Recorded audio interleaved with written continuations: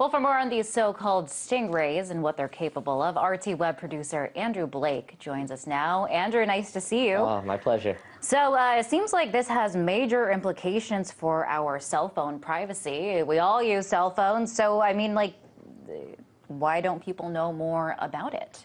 They really can't right now because stingrays and other of these devices are sensitive law enforcement gadgets.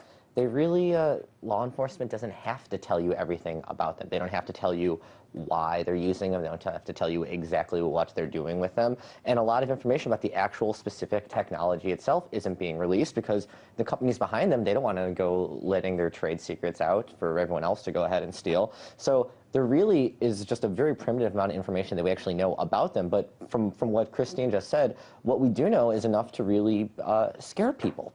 And it's not just your classic fear-mongering. It really does mean that the cops can drive around the city and aim this device wherever they want and track you down, or maybe not necessarily track someone down, but figure out who is in any geographical region for a span of several miles even. I think it goes up to like 7 kilometers some of them can reach. And they're accurate to some degree is by only like 2 meters. So they can actually pinpoint where you are in what room of your house just by driving around and waiting long enough to find you. Wow. I mean, so significant ramifications for people's privacy, but you're saying that they could pinpoint anywhere.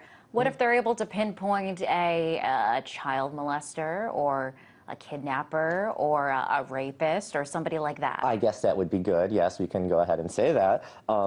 But the thing about these technologies is that they get everyone gets lumped into here. So one way that you can use one of these stingrays is you go ahead and you send off its magical beams, and it tries to figure out who's in the region. And it can, if you're looking for one specific person, let's say the Mr. Child Molester, sure, you might be able to find out, yes, they're in this area, they're this far away, their cell phone is this strong, they last turned it on at this point, they're making calls, whatever. But you can also find out all of that information about everyone in that region. So potentially thousands upon thousands of users are having their locations. And there's nothing stopping police from finding this information out about anybody. It's not limited to just suspects. They're governed by their own internal policies. So each law enforcement agency can say, okay, this is how we're going to deal with it. But in the case of the FBI, what they say when they use them for federal cases is, all right, so we're going to collect all this other information that we don't necessarily need, but we'll delete it afterwards. So don't worry. But you're really, when you have to put all of your assurance into the FBI, it's usually not the wisest thing, especially when we're talking about like serious Fourth Amendment violations. And it's actually funny, if you go back and you go through the Bill of Rights, a lot of this stuff was obviously written at the birth of a nation when things were quite different. And when Americans decided that they should be free in their property and be protected against unlawful search and seizures, that was to keep the British from showing up and knocking down your door and just coming on in and sleeping in your bed. That's why we had the Fourth Amendment. And, it seems a bit silly to, relate this to what's happening now, but this really is cops being able to penetrate inside of your home, find out what's happening in there without you even knowing, though. In other words, you're saying that this device allows police to bypass the limitations set in the Fourth Amendment? Yeah, I'm saying that. I mean, I'm no constitutional expert. I'm no Barry Obama or anything, but it looks that way. It does, doesn't it? I mean, they can pretty much go and search for you. And if they have probable cause, a judge can sign off on a court order and say, yeah, go ahead, use this device and try to find that person.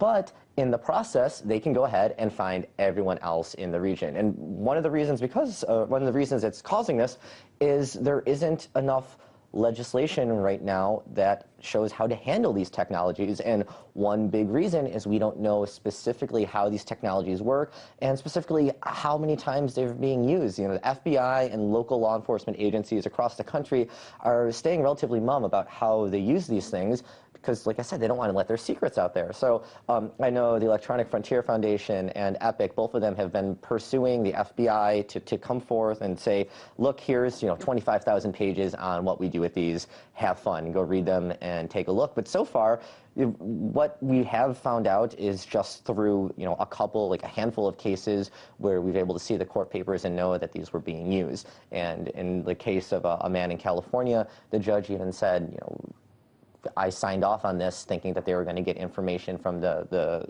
phone provider, the phone carrier, and instead the cops just took matters into their own hands. The judge said, go ahead, you will find out that information from the phone carrier, and they went, okay, we got a way to do this, and in the process managed to collect intelligence about everyone in that region. And sure, they say that they've deleted it, but there's really no way of knowing for sure, especially when we have such massive data retention across the board for Americans everywhere. I mean, in an age where the NSA is having to go to court to fight for the right to continue to eavesdrop on Americans without warrants, you should really be concerned. All right. So we know that the risks of this new technology. Surely the government is using it for some reason.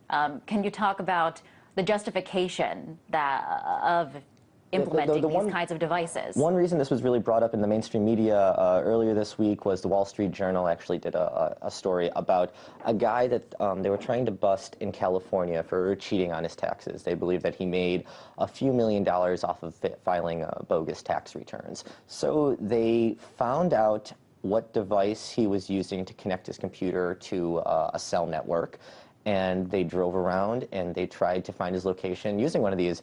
That's how they got him, and now he's in jail in federal custody for cheating on his taxes. But in the meantime, everyone else, God knows where, has had their intelligence picked up and collected. Wow, Andrew. Unfortunately, would love to keep this conversation going. We are out of time. Really appreciate you weighing in on this latest technology that we should all know about. That was RT web producer Andrew Blake. Check out his stories on our website, rt.com/USA. Thanks, Liz.